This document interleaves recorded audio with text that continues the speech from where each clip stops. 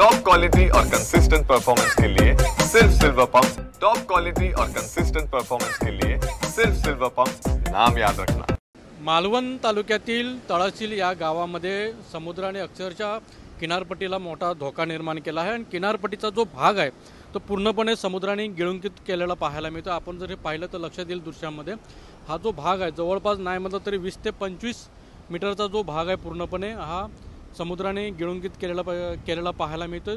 पूर्णपणे जी किनारपट्टीच्या भागाची आहे ती धूप झालेली पाहायला मिळते। पूर्णपणे जे दगड आहेत ते मात्र दिसू लागलेले आहे आणि आता निलेश राणे यांच्या माध्यमातून पतन विभागाचे कर्मचारी आणि अधिकारी या ठिकाणी पाहणी देखील केली आणि आता JCBच्या माध्यमातून हे काम जे आहे ते आता करण्याचा प्रयत्न केला जात आहे आणि हा ग्रामस्थांची देखील मोठी मागणी आहे की हा पूर्णपणे 500 ते 600 मीटरचा जो बंधारा आहे तो मात्र व्हावा अशी मागणी देखील आहे। आणि आपल्यासोबत माजी सरपंच या गावचे आपल्यासोबत आहेत।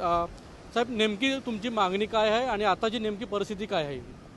नेमकी मागणी म्हणजे काय, आमचा जो तळाशील तोंडवळी गावाची जी तळाशील वाडी आहे ती पूर्णपणे एका बाजूला खाडी आहे आणि एका बाजूला समुद्र आहे, असा निमुळता पट्टा जो आहे आणि या ठिकाणचा जवळजवळ 1-1.5 किलोमीटरच्या पट्ट्यात यापूर्वी सागरी बंधारे झालेले आहेत आणि या ठिकाणचा आता 500-600 मीटरचा जो भाग आहे तो बंधाऱ्यापासून वंचित आहे या ठिकाणी आणि त्या ठिकाणचा भूभाग जास्तपणे समुद्राने यावेळी अतिक्रमण करून वाहून गेला, त्यामुळे या गावाचे 2 तुकडे होण्याची भीती निर्माण झाली आहे आणि त्या ठिकाणचा जे रस्ता आहे हा तळाशील वाडीचा एकमेव रस्ता आहे आणि त्या रस्त्यामुळे ही वाडी जोडलेली आहे तोंडवळी गावाशी आणि तो रस्ता आज जवळजवळ 5 ते 10 फुटापर्यंत एवढा जवळ येऊन पोचला आहे समुद्र आणि तो एकदा रस्ता वाहून गेला की या तळाशील वाडीचे 2 तुकडे व्हायला वेळ लागणार नाही आणि जवळजवळ या तळाशील वाडीची ही इथे सुरुवात आहे आणि इथपासून जवळजवळ 2 किलोमीटर खाली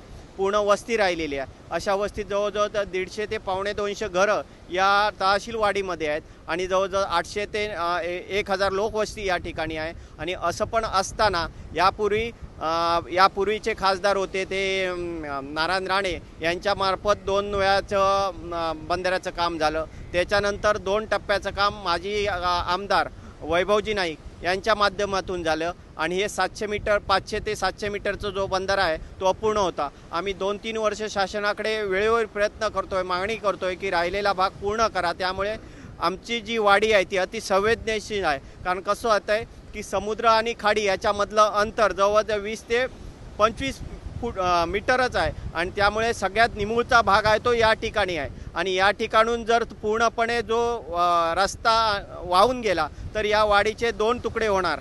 एवढी गंभीर घटना असून देखील या ठिकाणीचे आपत्ती व्यवस्थापनेचे प्रमुख जे आहेत मालवण तहसीलदार त्यांनी या परिस्थितीची कुठलीही गांभीर्य पण घेतलं नाही आहे। अजूनपर्यंत जवळजवळ 8-10 दिवस हे अतिक्रमण होऊन भाग वाहून चालला आहे, याची आम्ही पेपरमार्फत कल्पना दिली सुद्धा आणि अजून आज देखील पर्यंत त्यांनी या ठिकाणी भेट घेतली नाही। म्हणजे आमची वाहून जाण्याची एवढी परिस्थिती आहे, म्हणजे तहसीलदार मॅडम किंवा आपत्ती व्यवस्थापनाचे प्रमुख आम्ही लोक वाहून जातोय की याची वाट बघतायत की आज जवळजवळ 8-10 दिवस आम्ही वेगवेगळ्या वृत्तपत्रामार्फत ती बातमी आम्ही त्यांच्याकडे देतोय। पण नेमकी आता तुमची नेमकी मागणी काय आहे प्रशासनाकडे? आमची नेमकी मागणी काय, तर हा जो राहिलेला भाग आहे उर्वरित तो लवकरात लवकर पूर्ण व्हावा, त्यात करून जे आता आमच्या अतिक्रमणाची गंभीरपणे आमची दखल घेऊन या ठिकाणचे जे शिवसेना जिल्हा प्रमुख दत्ताजी सामंत यांनी तात्काळ दखल घेऊन त्यांनी निलेश राणे यांच्या मार्गदर्शनाखाली या ठिकाणचा आमचा जो भूभाग वाचवण्याचा जो प्रयत्न केला आहे तो खरोखरच चांगला प्रयत्न आहे आणि त्यामुळे थोडंसं आम्हा तहसीलवासियांना थोडीशी शाश्वत आलं आहे की आम्ही कुठेतरी जिवंत राहू। एवढी गंभीर घटना होती पण त्या दत्ता सामंत यांच्या रूपाने या ठिकाणी आम्हाला वाचवण्यासाठी तात्काळ हजर राहिली या ठिकाणी। नक्कीच या ठिकाणी जो बंधारा पूर्णपणे धुपून गेलेला आहे समुद्राच्या अक्षरशः अशस्त्र लाटांमुळे, याची जी दखल आहे ती मात्र इथले स्थानिक आमदार निलेश राणे यांनी त्यामुळे घेतली आहे आणि हे काम जे आहे ते आता मात्र वेगाने सुरू केलेलं पाहायला मिळतं आहे।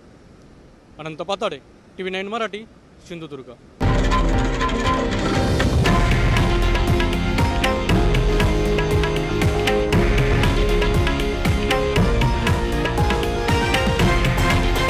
हे आहे देशातील नंबर 1 न्यूज नेटवर्क आणि आपण पाहत आहात TV9 मराठी, एकमेव.